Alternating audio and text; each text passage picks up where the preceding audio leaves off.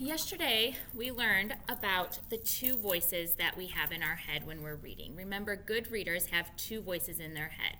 They have reading voice and they have a thinking voice. Remember, the reading voice is the voice you hear when you're reading the words. Okay? Reading voice. The voice you hear when you're reading the words or when you're listening to a story. That is your reading voice. Your thinking voice is the voice that gives you thoughts as you are reading or listening to a story. And the cool thing about these two voices is that they talk to each other all of the time. They talk to each other all of the time. Your reading voice is the words. Your thinking voice is all of your thoughts. And here's how it works. I'm going to show you how it works today.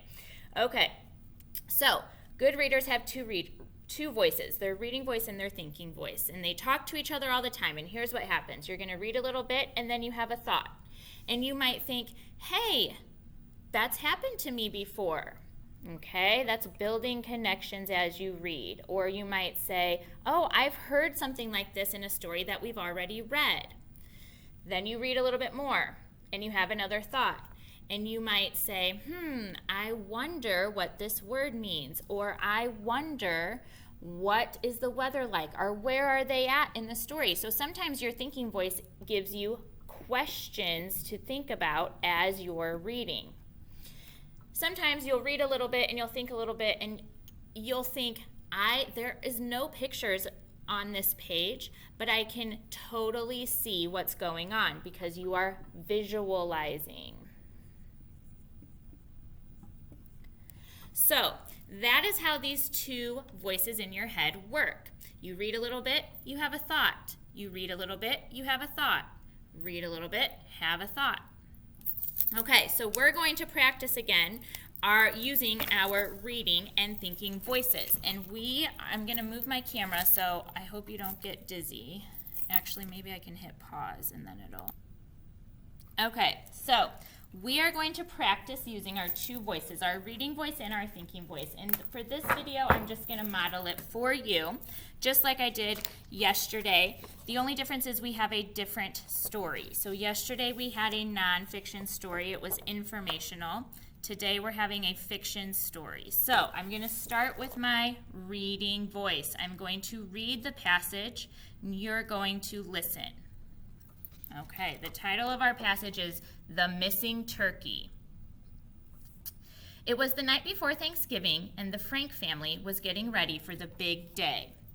I'm having a thought, and my thinking voice is helping me visualize the story. Because I'm thinking, hey, on the night before Thanksgiving, my family usually is cooking all the food, cleaning the house, getting everything set up and ready to have Thanksgiving on the next day. So my thinking voice is wondering if that's what the Frank family is doing. And I'm kind of visualizing what it's looking like based on my experience with Thanksgiving.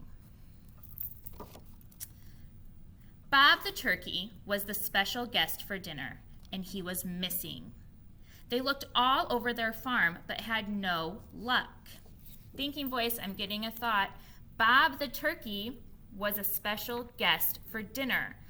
My thinking voice is asking, I wonder what that means. Is he going to come and eat dinner with them? What does it mean that he was the special guest at dinner, and why is he missing?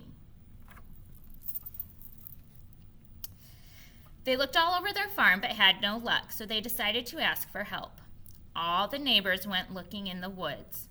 The Morgan family was near a stream when they saw some feathers peering up above a log. Thinking voice, I'm having a thought, because yesterday the text that we read told us that turkeys have a lot of feathers. So I'm wondering if when they saw some feathers sticking up above a log, if that is Bob the turkey. Let's read to find out. And it was Bob. They quickly grabbed him and took him home to the Frank family. They were so excited to have Bob for Thanksgiving. Thinking voice, I'm thinking about what we eat on Thanksgiving. Usually we eat turkey on Thanksgiving, and Bob is a turkey. So I'm wondering, are they going to eat Bob the turkey? Bob was relieved that he was a guest and not the meal on Thanksgiving. And so my thinking voice is saying, ooh, good thing Bob was really a guest. He was there to eat, and they weren't going to eat him on Thanksgiving. So you guys are going to have a turn to practice the reading and thinking voices in Seesaw. So this passage is going to be up on Seesaw. You're going to listen to me read it, and then I want to know all of the thoughts you were having as I read the story.